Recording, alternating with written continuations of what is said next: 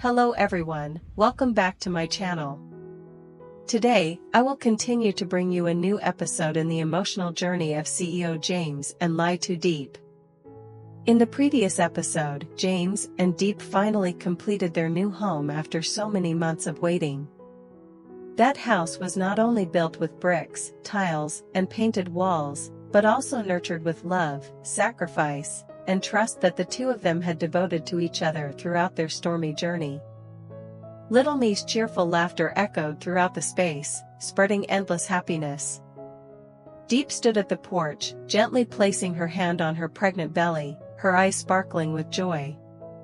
James quietly observed, his heart swelling with pride as he realized their small family finally had a true home. Yet, behind that joy, new challenges have begun to emerge. The past has not yet fallen asleep. Old wounds in James's family still linger, business rivalries remain unsettled, and somewhere, figures from Diep's past, stories left unfinished, are silently returning. The new house, seemingly the beginning of eternal happiness, may also become the place where their love and faith are truly tested. Will James be able to balance being a devoted husband and father while shouldering the heavy burdens of business and family obligations? Will Diep, a fragile yet resilient woman, have enough strength to face all the storms ahead with her husband? And little Me, with her tender, innocent heart, will she continue to enjoy the warmth of happiness, or be forced to endure more losses a child should never have to face? All of these questions will gradually be revealed in today's episode. Stay tuned to discover the unexpected turns, the tears and the smiles, and above all, the belief that happiness, if strong enough, can weather every storm. Early in the morning, pure sunlight spread across the small path leading to the elementary school where little Me had just begun her first days of study. The fresh air of an early autumn morning carried the gentle fragrance of grass and trees. Birds chirped to each other on the branches, and the breeze softly stirred the leaves, blending together to create a strangely peaceful picture. The school gate opened. The yard still held on to the mist of dawn, sparkling with tiny drops of water under the sun. Rows of stone benches and vibrant flower beds along the corridor suddenly felt warmer and more familiar than ever. In that atmosphere, Me's footsteps echoed brightly, no longer timid or hesitant as on her very first days at school. She skipped joyfully into the yard, her ponytail swaying in the breeze, her face glowing with a pure, radiant smile. Seeing her teacher waiting by the classroom door, Me shouted with delight and ran up to hug her tightly, her little arms wrapped around the teacher's waist. Her voice chattered away with random stories, her bright eyes full of trust and innocent affection. That moment marked something important. After so many days of shyness, Me had truly begun to settle in, slowly finding joy in her new environment, like a small bird just confident enough to spread its fragile wings. From afar, Diep stood quietly, watching her daughter. She lifted her hand to shield her eyes from the sun, her gaze shimmering with tears, her heart overflowing with a feeling that was both relieved and deeply moved. All those days of worry, fear that her daughter wouldn't adapt, that she might feel lonely or scared without her mother by her side, now seemed to melt away. The sight of her child's radiant smile, happily embracing her teacher, carefree like any other child, lifted a heavy burden from her heart. A warm, soothing peace filled her, spreading through her entire being, bringing forth an unbidden smile of happiness. Beside her, James silently observed, but his eyes shone with no less joy. He knew all too well his wife's anxieties during this time, how many nights she lay awake, thinking about how to shield Me from pain, how to give her a childhood as normal as any other child's. Now, the scene before them seemed like confirmation that all their sacrifices and efforts had borne fruit. James tilted his head slightly toward Diep, his hand reaching for hers, giving it a gentle squeeze. That squeeze was more than simple reassurance, it was a silent promise that he would always be there, building every little piece of happiness with her. A tender smile appeared on James's face, his eyes glowing with pride and gentleness. In a low, warm, loving voice, he whispered. "Seeing her like this, I feel at ease. Now let's focus on preparing our home carefully, a real, complete, and steady nest, so she can grow up in happiness." Diep turned to him, her eyes glistening. In that brief moment, neither needed to say another word, yet both understood they had weathered countless storms together to finally arrive at this day. Diep's gaze carried silent understanding, while James continued to hold her hand firmly. And there, in the midst of the golden morning sunlight and the cheerful laughter of children, simple yet complete happiness was alive, woven from love, trust, and the shared yearning for a peaceful future. Not stopping at the tile shop, James and Diep continued on to a large furniture store right in the center of town. As the glass doors opened, the scent of new wood drifted through the space, mingling with the soft golden lights shining down on each displayed item, making the entire showroom feel warm, like a real home. Diep walked along the rows of cabinets, her hand gently brushing each wooden door, opening and closing them to test their sturdiness. Every door she opened sparked her imagination, clothes neatly folded, freshly washed fabrics with a faint fragrance, everything orderly and inviting.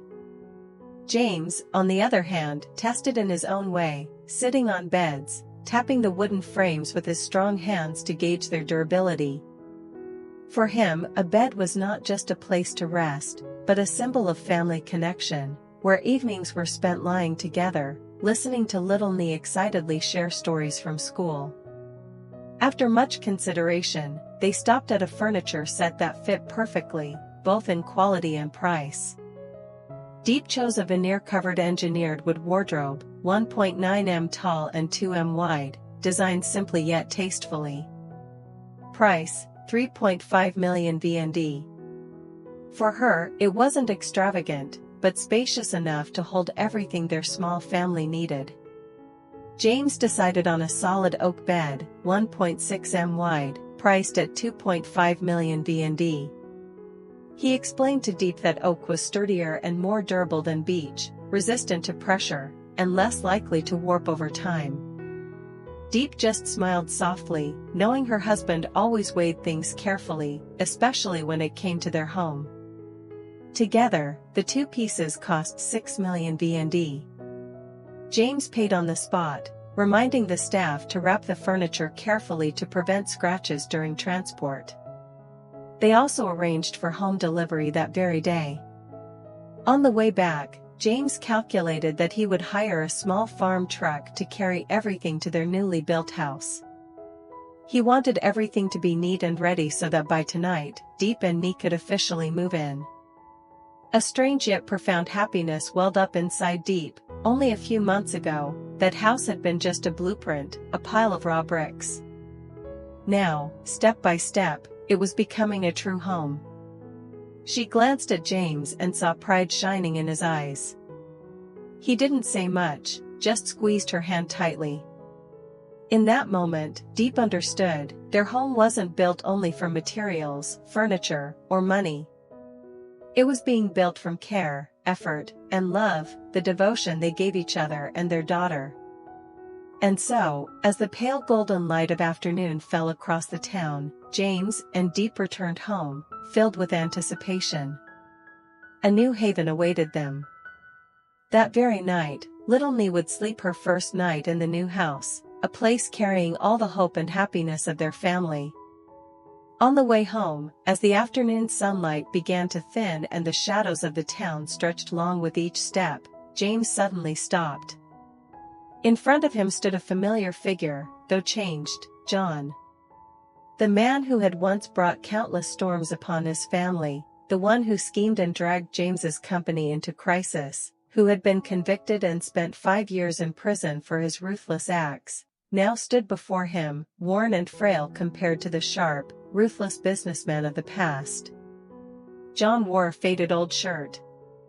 His eyes were sunken with sleeplessness, his hair unkempt. His face, lined with wrinkles and darkened by the hardships of prison life, looked harsher than ever. When he saw James, John froze. He wanted to turn away, but couldn't.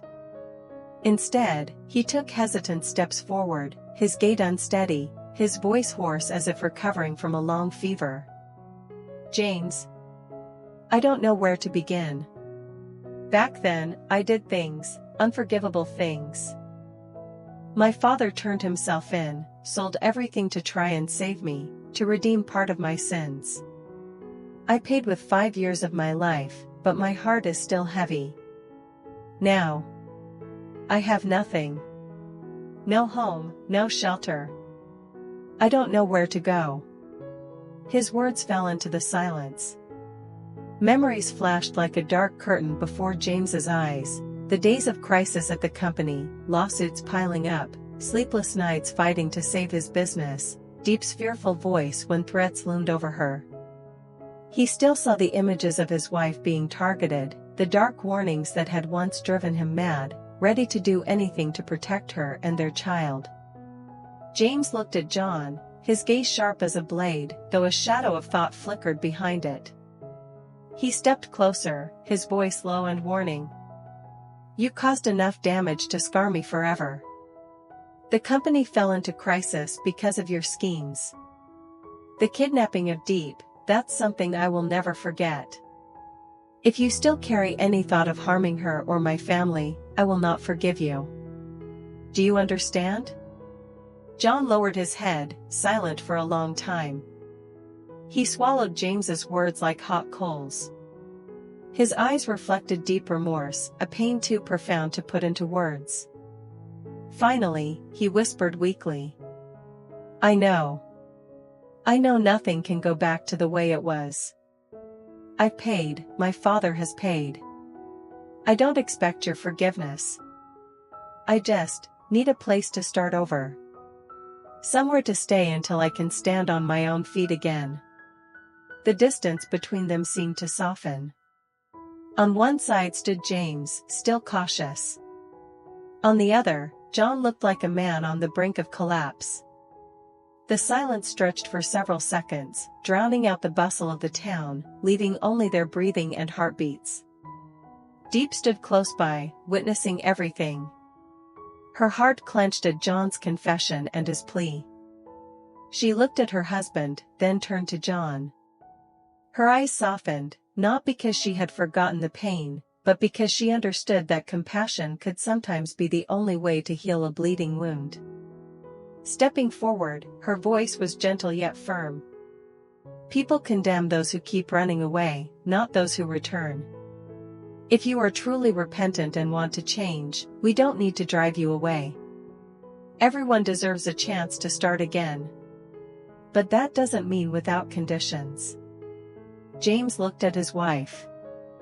The restraint in his face eased a little, as if her words touched something softer within him. He took a deep breath and finally spoke, his tone still stern but less cold. I'll give you a chance. But there are clear rules. You will not involve yourself in my work, you will not contact my company or my family except for basic needs. You'll stay in Diep's old house, it's modest but livable. You must keep discipline, 'cause no trouble for the neighbors, and above all, prove through your actions that you've changed. The moment you fail, this chance ends. John bowed his head, tears spilling, tears not only of sorrow for himself, but also of gratitude for this fragile opportunity. His voice broke. Thank you, thank you. I promise I won't let you down. I'll prove it. Diep placed a light hand on John's shoulder, a gesture of warmth carrying the message. It is possible to start over, no matter how hard, if one dares to open their heart. James watched the two, his feelings a mixture of caution and a fragile hope, that a man who has paid his dues might, if he chooses the right path, never return to darkness. The decision was made, John would move temporarily into Diep's old house, a small but clean and decent place, where he could stabilize himself, look for labor work in the town, and gradually redeem his past. Before leaving, James gave firm instructions. Diep worried but still believed in the possibility of change. John accepted with deep gratitude, as if given a new ticket to life. They brought John to the old house, a small dwelling nestled along the narrow village path, its tiled roof covered in moss, its walls mottled with the marks of time. This was the place where Diep and her daughter had once taken refuge during their hardest days, when James was not yet by their side.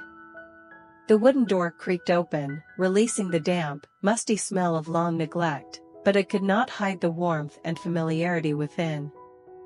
For Diep, every crack in the walls, every splintering beam of wood held memories, nights of torrential rain when she clutched her child under the eaves waiting for daylight, afternoons when icy wind seeped through the gaps, and yet this house had taught her to stand strong, never bowing before life's storms. James remained silent for a long while. He looked at the house, then quietly turned back toward the car. Without a word, he opened the trunk and carried in the items he had prepared, a brand new bedding set, shiny pots and pans, sacks of rice and provisions Diep had arranged beforehand. Everything was neatly placed, as if to ensure John would not have to start again from nothing. James kept aside only a few precious keepsakes, photographs, an old wooden box of letters, small tokens of his love with Diep, to take to their new home. The rest, he left for John, a way to give this man a chance to live with dignity, not in destitution. John stood motionless. His eyes grew red as he gazed at the simple yet sufficient belongings laid carefully on the worn floor tiles. His heart swelled with remorse and gratitude, his throat tight with emotion. His voice trembled, hoarse and low. "Thank you. I've made too many mistakes. I wasted my youth, my family is broken, I have no one left. All I hope is for one more chance to start over, to live decently, like an ordinary man." James stepped forward, his tall frame casting a shadow over John. His gaze was stern, yet no longer purely cold. Placing a firm hand on John's shoulder, James spoke slowly, his voice deep and resolute. "Stay here. Don't drown in shame, and don't let the past drag you backward. If you truly need help, contact me. But remember this, the path ahead is yours alone. No one can decide for you. No one can walk it in your place." John bowed deeply, tears dripping onto the old floor, soaking into the cold cracks of the tiles. In that moment, Diep sighed softly, her eyes carrying a fragile but sincere hope. Perhaps this man would not return to his mistakes, perhaps he truly could change. After those words, the three of them began cleaning the house together. James removed the faded curtains and replaced them with new ones he had just bought at the furniture store. Diep wiped down the tables and chairs, gathering whatever old items could still be used. John, unafraid of the labor, rolled up his sleeves, sweeping cobwebs from the ceiling, clearing out trash, scrubbing the floor corner by corner. No one mentioned the past, no heavy silence lingered, only quiet cooperation. In that modest house, silence itself carried the weight of transformation. By the time the sun leaned westward, its last rays bathing the small room in golden light, their work was finished. The old house, though neither large nor luxurious, was now tidy, clean, and sufficient for John to begin anew. James and Diep stood side by side, their eyes meeting with a subtle nod.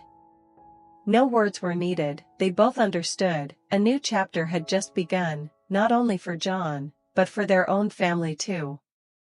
That night, they would finally bring little Nee to the new home, the home of love, trust, and peaceful dreams. Diep's heart swelled with anticipation, her eyes misting with emotion. James said nothing, but his gaze was full of determination. Whatever storms might lie ahead, he would stand firm to protect this haven, so their daughter could grow up embraced in love. And in the twilight, three people, each carrying their own story, their own wounds, their own fragile hopes, left behind the old house with all its burdens, stepping toward a new journey, believing that happiness, if built on sincerity, would be strong enough to withstand every storm. James and Diep are step by step building a new happiness, a journey not only filled with sweat and tears, but also overflowing with trust and hope. Little Nee, once shy in her first school days, has now begun to settle in. Every morning, she cheerfully runs into the schoolyard, hugging her teacher tightly, leaving behind the relieved, radiant smiles of her parents. For James and Diep, that simple joy is already a priceless gift, proof that their daughter is growing up in love and protection. The new house, the dream of so many years, is also nearing completion. Every tile, every curtain, every piece of furniture has been chosen with care, filled with love and hope. Each detail, no matter how small, is thoughtfully considered, for they know it will become the foundation of a strong home. To James, it is more than a house, it is the fruit of an entire journey through storms, the place where he and Diep will protect their dreams, and where Nee will grow up innocent and safe. But life is never completely calm. Just as James and Diep are busy building happiness, John, the man who once brought so much turmoil, returns unexpectedly. He had driven James's company into crisis, plotted to kidnap Diep and threatened her life, and finally paid the price with 5 years in prison. Now, John has come back, frail and weary, his eyes full of remorse, confessing that his father had turned himself in and sold all he had to save his son. James could have turned his back, for what John did was unforgivable. Yet, faced with the lost gaze of a man who had lost everything, he still chose to extend his hand, giving John a shelter, a chance to begin again. Diep, with her forgiving heart, softly said, "We punish those who run away, but not those who return." And James agreed, letting John stay in the old house, the same simple home where Diep and her daughter had once endured their hardest days. Yet the bigger question lingers, is John's return truly born of remorse and a wish to change? Or does it conceal the resurgence of old dangers, threatening once again the fragile happiness of this small family? Behind the doors of the newly finished home, are there more trials lying in wait, ready to test the love, resilience, and faith of James and Diep? Stay tuned for the next episode, to continue this emotional journey with James, Diep, and little Nee, a small yet resilient family, unafraid to face the storms, and determined to protect the happiness they have fought so hard to achieve. Xin chào tất cả mọi người đã quay trở lại với kênh của mình. Hôm nay thì mình tiếp tục đưa đến với mọi người câu chuyện về Diep và LyTuDiep. Mọi người thân mến, thì như mọi người cũng đã biết thì Diep và Diep hiện tại là sẽ chuyển vào căn nhà mới để sống, và bé Nhi nữa thì cả ba đang rất vui vẻ và hạnh phúc khi sẽ chuyển vào căn nhà mới. Và hôm nay thì đang đi mua sắm một số đồ nội thất cũng như để hoàn thành cho ngôi nhà. Và trên đường đi về thì Diep và Diep đã gặp John. Như mọi người nếu theo dõi Diep và Diep từ đầu thì cũng biết John là một trong những kẻ thù không độ trời chung của Diep và Diep. Nhưng đến bây giờ thì Diep vẫn dùng cái lòng tốt của mình để cảm hóa một con người mà từng muốn giết hại anh, rồi còn bắt cóc, rồi muốn hại cả Diep nữa, rồi còn phá hủy công ty của Diep. Nhưng mà anh vẫn dùng lòng bao dung để có thể dung hòa mọi thứ. Vậy thì mọi chuyện tiếp theo sẽ như thế nào thì mời mọi người đón xem ở phần tiếp theo vào ngày mai nhé. Tạm biệt mọi người, hẹn gặp lại trong những video tiếp theo.